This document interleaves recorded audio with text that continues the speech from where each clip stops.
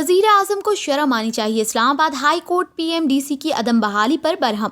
Islamabad high court ने 1 घंटे में पीएमडीसी खोलने का हुक्म देते हुए वफाकी हुकूमत पर सख्त बरहमी का इजहार किया है।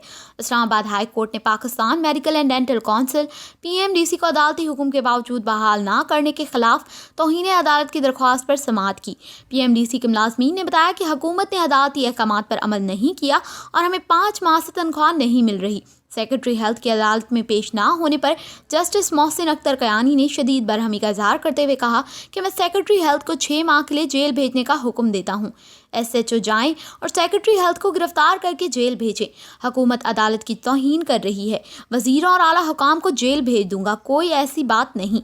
जेलें इन्हीं के लिए बनी हैं। एमरजेंसी में वफाकी हुकूमत जो काम कर रही है वो तबाहकुन है।